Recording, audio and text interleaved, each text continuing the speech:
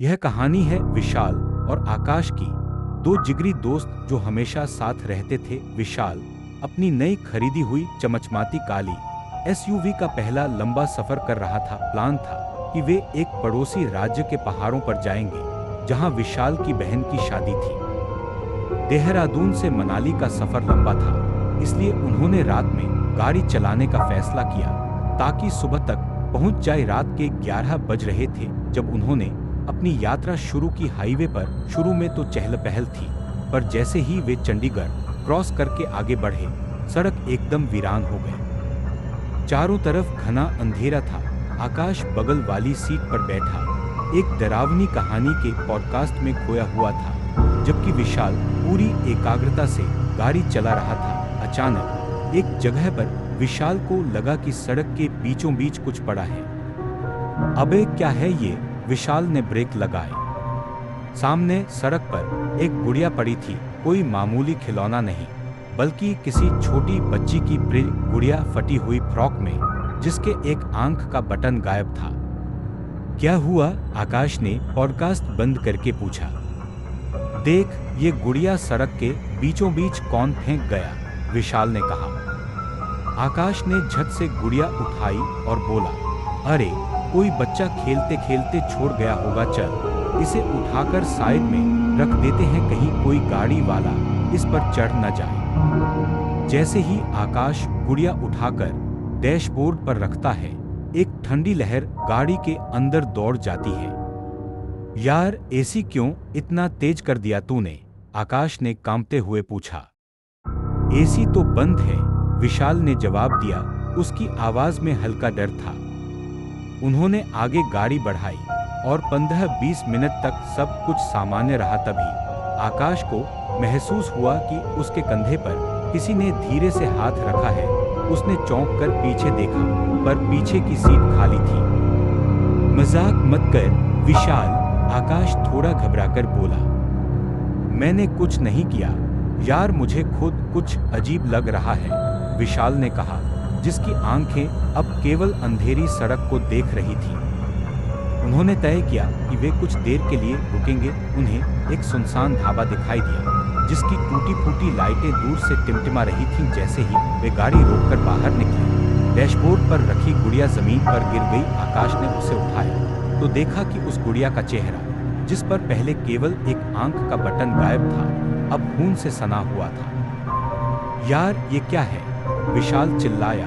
उन्होंने डर के मारे गुड़िया वहीं सड़क पर छोड़ दी और जल्दी से गाड़ी में वापस घुस गए। गाड़ी स्टार्ट हुई और वे तेजी से वहां से भागने लगे, लेकिन इस बार सड़क पर एक भयानक मोड़ आया। ब्रेक मार, विशाल, आकाश चिल्लाया। सड़क के बीचों बीच अब केवल एक परछाई नहीं, बल्कि एक मानव आकृति खड़ी थी। वह एक छोटी लड़की लग रही थी, उसी फटी फ्रॉक में, लेकिन उसका चेहरा दिखाई नहीं दे रहा था। वह लड़की धीरे धीरे उनके करीब आने लगी। विशाल ने ब्रेक लगाने की बजाय डर के मारे एक्सीलरेटर दबा दिया। उसकी मंशा थी कि वह लड़की को बचाते हुए उसके बगल से गाड़ी निकाल ले। अगले ही पल एक तेज चीख आई। विशाल को लगा कि उसकी गाड़ी किसी चीज से टक्कर खा गई है। उन्होंने पीछे देखने की हिम्मत नहीं की और बस गाड़ी दौड़ाते चले गए। मुझे लगता है हमने उसे टक्कर मार दी, आकाश ने कांपते हुए कहा। हमें रुकना चाहिए था, विशाल की आवाज में अपराध बोध और डर था। उन्होंने एक और ढाबे पर रुककर चेक करने का फैसला किया। जब उन्होंने गाड़ी रोकी और नीचे उतरे, तो उन्हें अपनी एसयूवी के सामने वाले शीशे पर एक भयंकर निशान दिखा। शीशा टूटा नहीं था, लेकिन उस पर किसी के छोटे हाथ का खूनी पंजा छपा हुआ था, मानो उसने जोर से शीशे पर मारा। लेकिन असली भयानक चीज तो अब शुरू हुई। जब विशाल ने गाड़ी के बोनट पर देखा, तो उसके होश उड़ गए। बोनट पर खून की एक लकीर थी, जो शीशे पर छपे पंजे तक जा रही थी, और बोनट के किनारे एक मांस का छोटा सा टुकड़ा चिपका हुआ था। उस पर फटी फ्रॉक के धागे लिपटे थे। यह देखकर उन्हें लगा कि उन्होंने सचमुच किसी को कुचल दिया है। हम क्या करें? आकाश रोने लगा। विशाल ने दहशत में गाड़ी के अंदर देखा, डैशबोर्ड की वह जगह जहां उन्होंने गुड़िया को रखा था अब खाली नहीं थी। वहां ठीक उसी जगह पर गुड़िया वापस आ चुकी थी, लेकिन इस बार गुड़िया की दोनों आंखें गायब थीं और उन गायब आंखों की जगह विशाल और आकाश की आंखें डर से फटी हुई थीं। गुड़िया का छोटा सा मुंह धीरे धीरे एक भयानक चीरती हुई मुस्कान में बदल गया। तभी गाड़ी के पिछले शीशे पर किसी ने जोर से खरोंचा, क्रीच क्रीच क्रीच। दोनों ने पीछे मुड़कर देखा। वहां उस घने अंधेरे में गाड़ी से सटकर वह लड़की खड़ी थी। उसके शरीर के अंग अजीब तरह से मुड़े हुए थे, जैसे किसी ने उसे जोर से कुचल दिया हो। उसके कपड़ों पर कीचड़ और खून लगा था, लेकिन सबसे भयानक बात यह थी, उसके चेहरे पर आंखें नहीं थीं, केवल गहरे काले गड्ढे थे जो सीधे विशाल और आकाश को घूर रहे थे।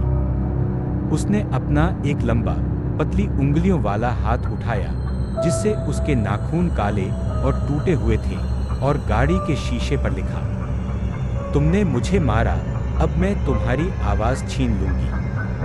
अगले ही पल लड़की ने शीशे पर जोर से मुक्का मारा। शीशा चकनाचूर हो गया और लड़की का सड़ा हुआ बदबूदार हाथ अंदर आया और सीधे आकाश के गले पर कस गया। विशाल ने चीखने की कोशिश की, पर उसके गले से कोई आवाज नहीं निकली। उसके मुंह से सिर्फ एक सूखी घुटी हुई फुसफुसाहट बाहर आई। डर के मारे विशाल ने हाथ में जो कुछ भी आया, एक पानी की बोतल, उसे उस हाथ पर मारा।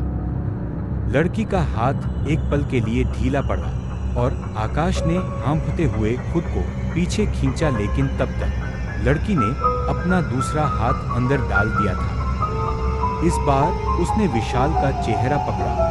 उसके नाखून विशाल की त्वचा में गहराई तक धंस गए। विशाल दर्द से चीखना चाहता था, पर वह चीख नहीं पा रहा था। आकाश ने हिम्मत करके अपनी सीट के नीचे पड़ी लोहे की रॉड निकाली और लड़की के अंधेरे चेहरे पर पूरी ताकत से वार किया। धमाका! वह भयानक आकृति चीखते हुए पीछे हटी और अंधेरे में विलुप्त हो गई। अगले दिन सुबह के उजाले में पुलिस ने उस सड़क के किनारे एक काली एसयूवी को दुर्घटनाग्रस्त पाया। गाड़ी के अंदर दो लाशें थीं, विशाल और आकाश। जांच में पता चला कि दोनों की मौत गला घोंटने से हुई थी, लेकिन पुलिस को कोई तीसरा व्यक्ति नहीं मिला। सबसे अजीब बात यह थी कि दोनों के चेहरों पर ठीक उनकी आंखों की जगह पर दो छोटे चमकीले बटन सिल दिए गए थे, जैसे किसी ने उनकी आंखें निकालकर उनकी जगह गुड़िया की आंखें लगा दी हो। और गाड़ी की सीट पर एक टूटी फूटी गुड़िया पड़ी थी, अब उसकी दोनों आंखें मौजूद थीं। दोनों दोस्त अपनी लंबी यात्रा पर निकले थे, पर यह उनकी अंतिम यात्रा बन गई और अब वे हमेशा के लिए देखते रहेंगे उस सड़क को जहां उनकी आवाज हमेशा के लिए छीन ली गई थी।